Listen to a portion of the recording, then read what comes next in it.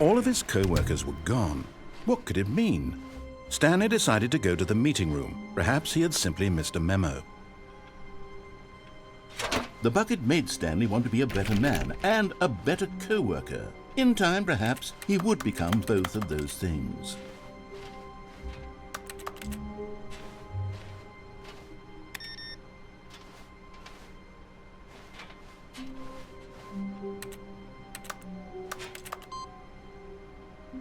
Input received.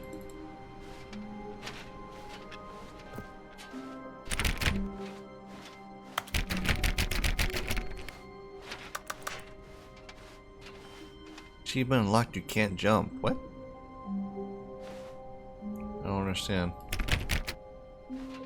Why am I getting that achievement now?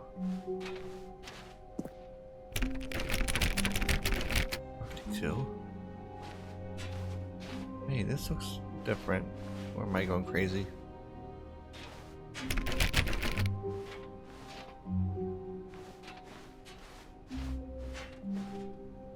Why? Why is that two off?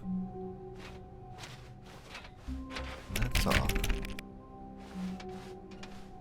Stanley clutched the bucket tightly to his chest and entered the door on his left. We've done everything that way. What haven't we done over here?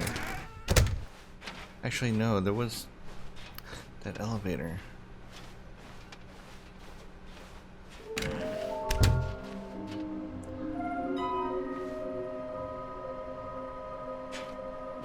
What has both red and blue?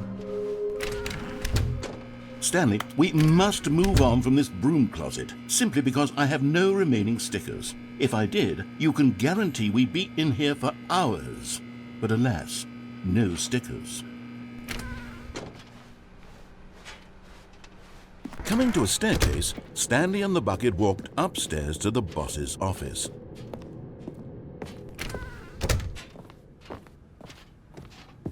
Stepping into his manager's office, Stanley was once again stunned to discover not an indication of any human life. Crushed by the weight of this revelation, Stanley may have broken down into an emotional dumpster fire if not for the soothing presence of the bucket. But Stanley guessed the correct code by sheer luck. Was it that the bucket knew all along? Was the bucket guiding him? Yes, this is certainly the most logical explanation.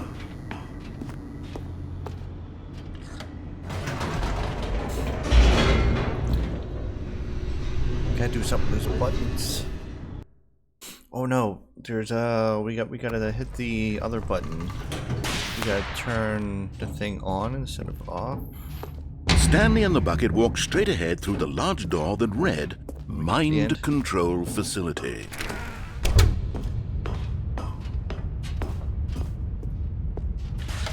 The lights rose on an enormous room packed with television screens. What horrible secret did this place hold? Stanley and the bucket both wondered to themselves.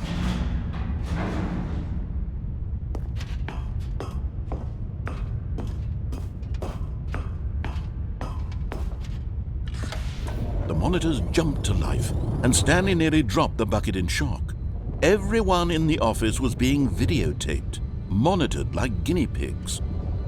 The bucket had never seen anything like this, and it very nearly burst into tears as Stanley cradled it gently, reassuring it that everything would be fine.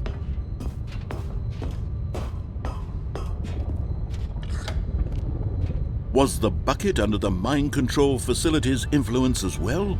Had the bucket been told to do things it didn't wish to do? What kinds of things does a bucket want to do or not want to do in the first place?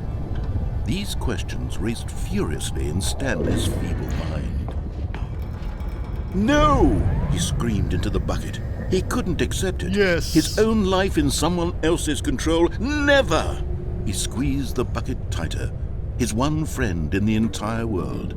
At this point, he could trust no one except for the bucket. But here was the proof. The heart of the operation. Controls labeled with emotions, happy or sad or content. Walking, eating, working, all of it monitored and commanded from this very place. And as the cold reality of his past began to sink in, Stanley decided that this machinery would never again exert its terrible power over another human life. For he and the bucket would dismantle the controls for good. Two best friends, Stanley and the bucket, up against the world. They high-fived in a really cool way, and the bucket made a... But at the last second, the bucket jumped in and pressed the button to turn on the controls. Stanley gasped in horror. Whoa. Had this been the bucket's plan all along?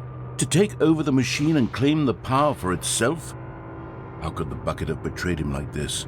Stanley was prepared to throw the bucket away in disgust when suddenly an image appeared upon the enormous screen.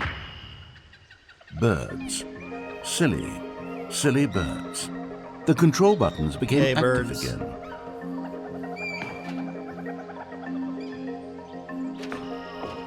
Oh.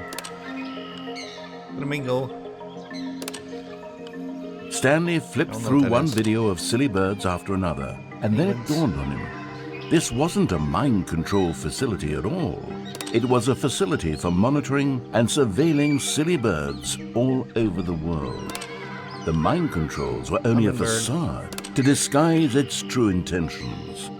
Had the bucket known this all along? Stanley marveled at the metal genius in his hands, the one who had pointed him towards this incredible discovery. Stanley and the bucket never found freedom because they spent the rest of their lives here in this place, flipping through live streams of the silliest birds imaginable. Of all the possible paths his life could have taken, this one was surely the best. And Stanley was happy.